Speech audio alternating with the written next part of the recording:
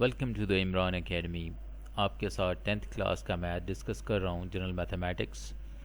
Unit 2 हमारा चल रहा है जी, फैक्टराइजेशन, और एक्सरसाइज हम बात कर रहे हैं 2.3। तो ये है जी इसका पहला सवाल। फैक्टराइजेशन हम करेंगे। इसमें पहली रकम हमारे पास एक्स स्क्वायर है, फिर है प्लस 9x और प्लस 20। अगर हम इन तीनों रकमों को देखें तो इन तीनों रकमों में कोई भी चीज़ नहीं है जो तीनों में कॉमन आती हो, यानी कोई भी चीज़ कॉमन नहीं है। तो फैक्टर्स में तो हम कॉमन निकालते हैं। तो अब चूंकि तीनों में से कुछ भी कॉमन नहीं है, तो हम ऐसे करते हैं कि ये जो दरमियान वाली रकम है, इसे किसी तरह से तोड़कर इसकी दो रकमें बनाने की कोशिश करते हैं, ताकि चार रकमें हो जाएं, दो दो का पेयर बना लें, जोड़ा बना लें, और उनमें से कोई चीज़ कॉमन आ जाए। तो इसे हम मिड टर्म ब्रेकेज भी कहते हैं, इसे फैक्टराइजेशन भी कहते हैं, इसे तजज़ी भी कहते हैं। तो आइए देखते हैं कि ये हम काम कैसे करते हैं।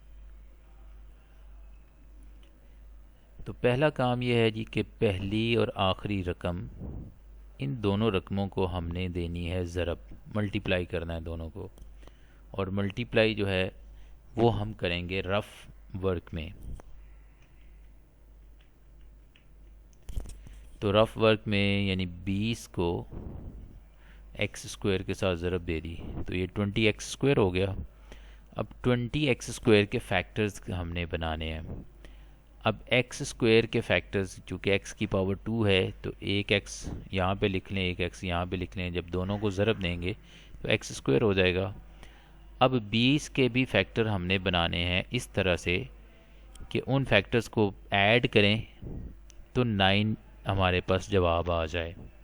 यानी कि 20 किस किस पहाड़े पे तकसीम हो सकता है, यानी 20 एकम 20 होता है, 20 और 1। अगर 20 को 2 पर तकसीम करें तो 2 10 से 20 हो जाता है। इसी तरह से 20 को 3 पर तकसीम नहीं कर सकते, 4 पर तकसीम करें तो 4 5 20 होता है। अब ये हमारे पास कुछ पेयर हमारे पास आ गए हैं। अगर इन पेयर्स को कंबाइन किया जाए, यानी 20 में एक जमा करें तो 21 हो जाता है। तो दरमियान में हमारे पास 9 है, तो 21 तो नहीं हमें चाहिए, इसलिए ये वाले पेयर हमारे लिए बेकार हैं। 10 और 2 को ले लें तो 10 में 2 जमा करें तो 12 होता है, लेकिन हमें दरमियान में 9 चाहिए, इसलिए ये पेयर भी हमारे लिए कारआमद नहीं है।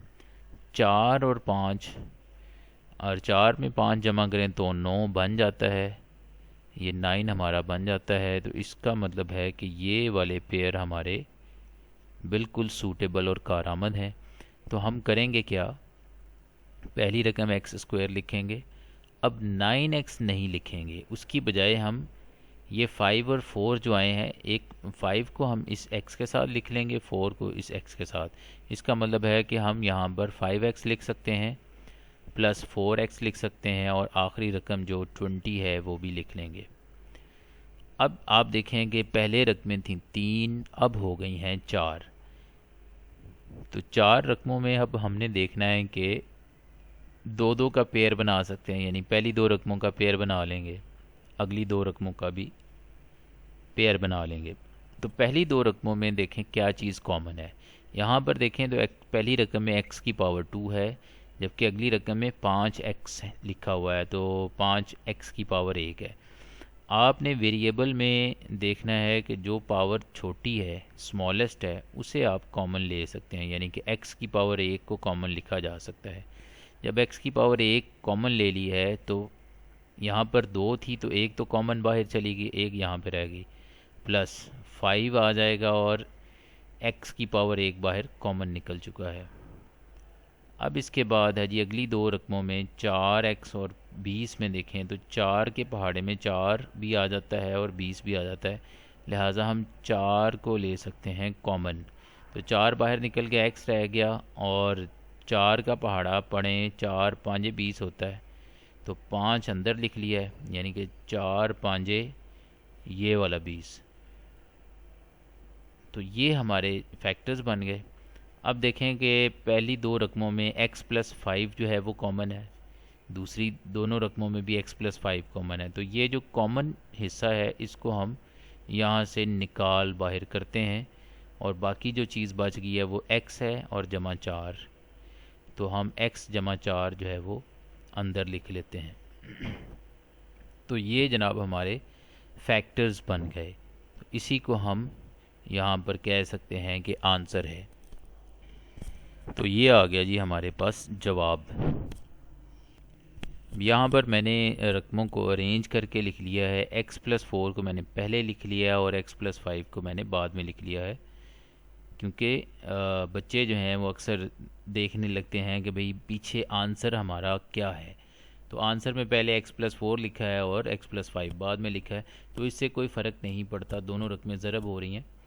बहरहाल आपकी तसल्ली के लिए मैंने ये लिख दिया है। अब चलते हैं क्वेश्चन नंबर 2 की तरफ। तो ये है जी हमारा सवाल नंबर 2। अब क्वेश्चन नंबर 2 में पहली और आखिरी रकम को ज़रब देने का जो तरीक़ाकार है वो आपने जहन में रखना है। रफ वर्क में हम करेंगे, यानी -14 को x² के साथ ज़रब दे दें। अब x² के तो फैक्टर उसी तरह से एक x इधर आ जाएगा और एक x इधर आ जाएगा, ये तो आपने अपने माइंड में रख लेने हैं। अब 14 के फैक्टर्स क्या बन सकते हैं? 14 1s are 14, 2 पे भेजें तो 2 7 14 होता है।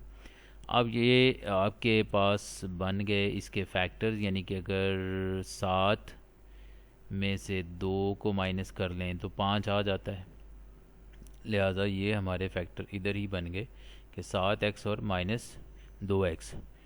तो इसकी जगह पर हम फिर लिख सकते हैं x² जमा 7x -2x -14। अब आप ये सोच सकते हैं कि भाई ये 7 के साथ माइनस क्यों नहीं लिखा और 2 के साथ माइनस क्यों लिखा है? इसकी रीज़न ये है कि 7 में से जब 2 निकलेगा तो जमा का 5 हमारे पास आएगा, जो कि हमारी रिक्वायरमेंट थी कि हम जमा का 5 यहाँ पर दरमियान वाली रकम लाना चाहते थे। और अगर मैं 7 के साथ माइनस लिख लेता, तो अगर मैं इसके साथ माइनस लिखूँ और इसके साथ जमा लिखूँ तो -7x में से जमा 2x निकल जाएंगे, तो फिर तो मेरे पास माइनस का 5x आएगा, जो कि मेरी रिक्वायरमेंट नहीं है। तो इसलिए मैंने जमा का 7x लिखा है और माइनस का 2x। ओके, जब इनको ज़रब देंगे, आप दोनों रकमों को ज़रब देंगे तो माइनस का 14x² बनेगा, जो कि ये रकम है जहाँ से हमने आगाज़ किया था। तो आगे चलते हैं थोड़ा। अब पहली दो रकमों में से आप देखें तो x की पावर 2 लिखा हुआ और x की पावर 1, तो छोटी पावर जो है उसको कॉमन निकाल सकते हैं। तो पीछे हमारे पास रह जाएगा x जमा 7। अच्छा जी, अगली दो रकमों में से -2 को कॉमन ले सकते हैं, तो इसका जवाब भी x जमा 7 आ जाएगा। तो x जमा 7 को ले लेंगे कॉमन और पीछे रह गया x -2। ठीक है जी।